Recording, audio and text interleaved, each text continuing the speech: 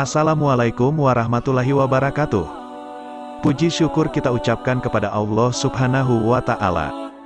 Salam dan salam kita ucapkan kepada Nabi kita Muhammad Shallallahu Alaihi Wasallam.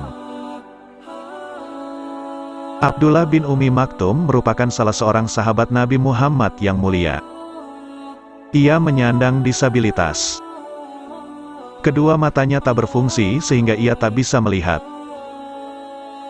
Suatu kali, Abdullah mengikuti kajian Rasulullah di masjid sebagaimana biasa. Rasulullah menyampaikan tentang kewajiban setiap muslim yang mendengarkan azan untuk segera menunaikan salat di masjid.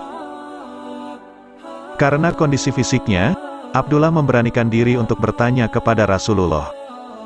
"Wahai Rasulullah, apakah saya juga diwajibkan kendati saya tidak bisa melihat?" Tanya dia.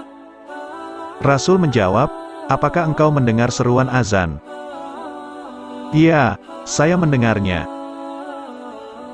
Maka, Rasul pun memerintahkannya agar tetap pergi ke masjid meskipun sambil merangkak. Dengan penuh keimanan, setiap azan berkumandang dan waktu salat tiba, Abdullah pun selalu bergegas pergi ke masjid untuk bisa berjamaah dengan Rasulullah. Suatu ketika, waktu subuh, azan dikumandangkan dari masjid. Ibnu Ummi Maktum pun bergegas ke tempat ibadah itu. Namun, di tengah jalan, kakinya tersandung batu hingga mengeluarkan darah. Betapapun begitu, tekadnya sudah bulat untuk tetap melangkahkan kaki ke masjid. Subuh keesokan harinya, seorang pemuda menghampirinya dengan maksud untuk menolongnya. Abdullah bin Ummi Maktum pun dituntun oleh pemuda itu dalam perjalanan menuju masjid. Demikianlah, selama berhari-hari, sang pemuda selalu mengantarnya ke masjid. Ibnu Ummi Maktum pun ingin sekali membalas kebaikannya.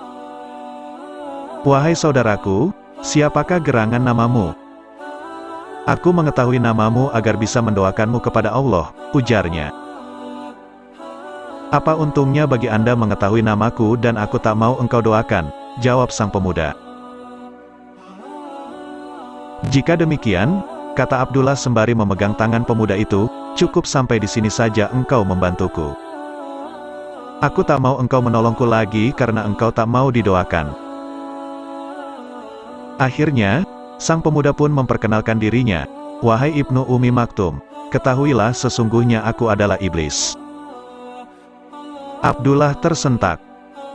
"Kalau engkau memang iblis, mengapa menolongku dan selalu mengantarkanku ke masjid? Bukankah semestinya engkau mencegahku agar tidak ke masjid?" tanya Ibnu Ummi Maktum lagi. Sang pemuda kemudian membuka rahasia atas pertolongannya selama ini.